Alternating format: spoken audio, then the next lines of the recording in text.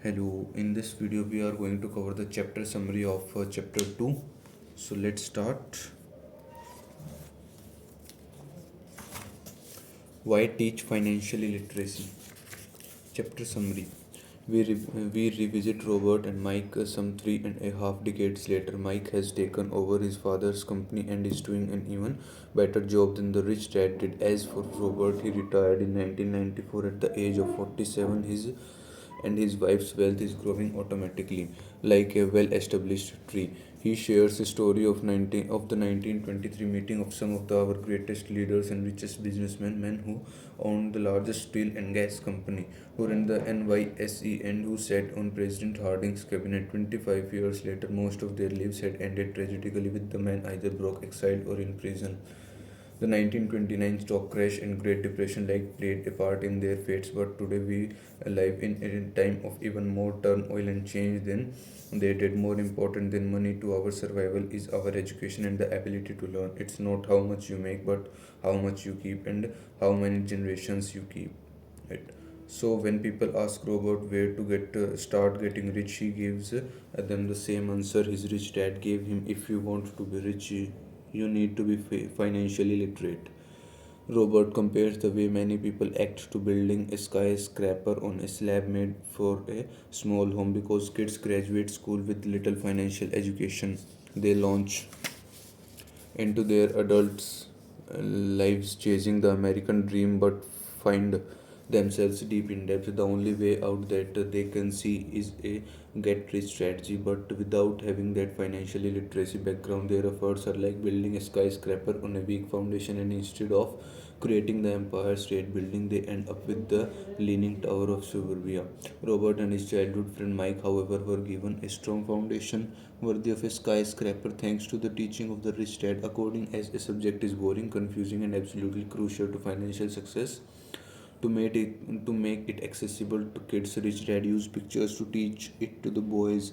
Only later did he start adding numbers to guide the boys through key concepts. Rule number one, Robert says, is that you must know the difference between an asset and a liability, and only buy assets. That's all you need to know. But despite it being so simple, it's something that many people don't understand.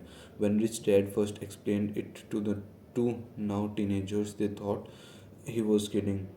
How could adults not understand this? Shouldn't everyone be rich? The problem is that most people have been educated differently by bankers, financial planners, and others, so they must unlearn what they think they know. Some find this demeaning to return to such a basic introduction. The true definition of asset and liability lie not in words but in numbers. Robert uses drawings to help readers the same way Rich Dad used them to help him. This is the cash flow pattern of an asset. The top part of the diagram is an income statement, often called a profit and loss statement. It measures income and expenses, money in and money out. The lower part of the diagram is a balance sheet. It's called that because it's supposed to balance assets against liabilities. Assets added to your income, they put money in your pocket. This is the cash flow pattern in a liability. A liability takes money out of your pocket. Income statement, income expenses, assets, liabilities. Income statement ये क्या है? ये asset column, asset income. ये क्या है?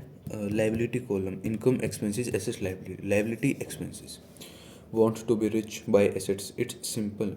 It seems simple, but so many people struggle because they buy liabilities. If you want to gain and maintain wealth, you must build your understanding. It's not just straight numbers, it's how the numbers tell a story. Follow the arrows in each of these diagrams to see where the money is flowing or cash flow. It will tell you the story, the plot of that financial situation. Poor person, job, salary, expenses. Middle class, job, salary, liabilities, expenses. A wealthy person, assets, income. So these simplified diagrams, the cash flow tells the story of how each person handles money. Often those in depth think the answer is to make more money, but not only will more money not always solve their problems, it may compound them. It's why many people who get a sudden windfall through the lottery or an inheritance, for instance, is so quickly burn through it. An increase in cash only results in an increase in spending. What is missing for so many people is a financial education. It's why they might end up successful in their professions but still struggling with money. They may have learned how to make money, but how not to manage it. People can be very intelligent and still be illiterate when it comes to finances. They learned how to work hard for money, but not how to make their money work hard for them.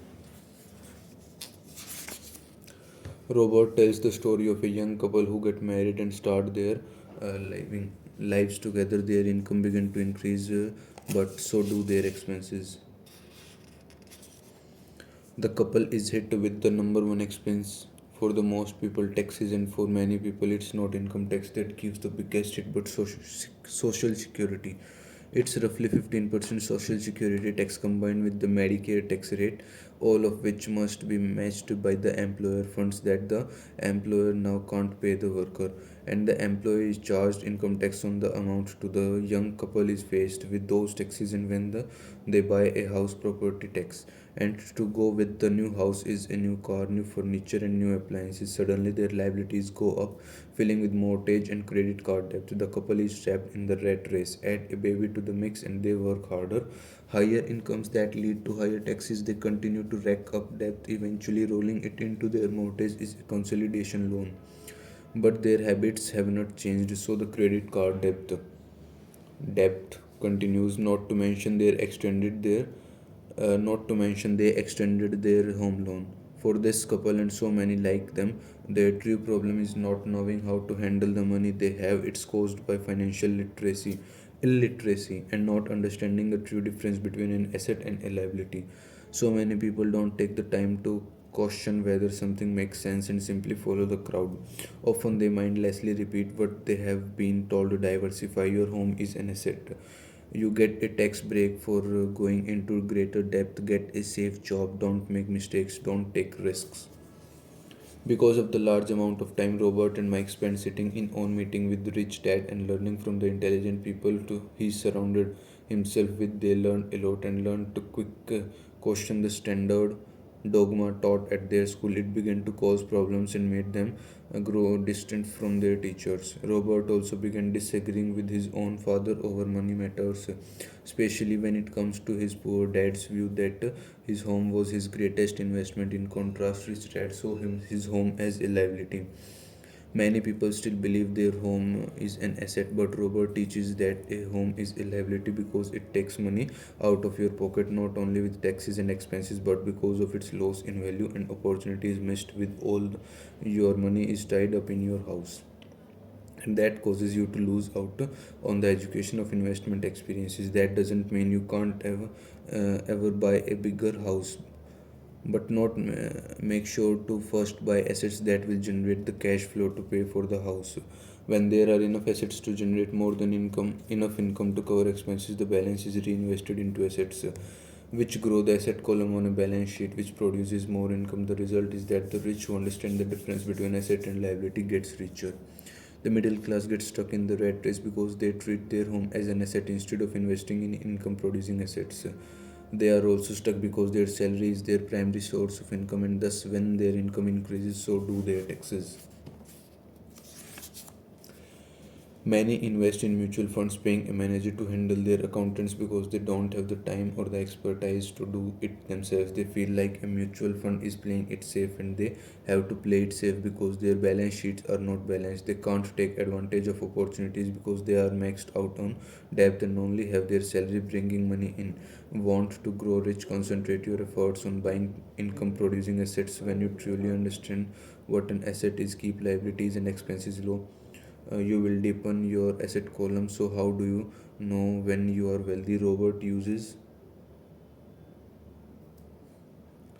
a definition by R. Buckminster Fuller. Wealth is a person's ability to survive so many number of days forward.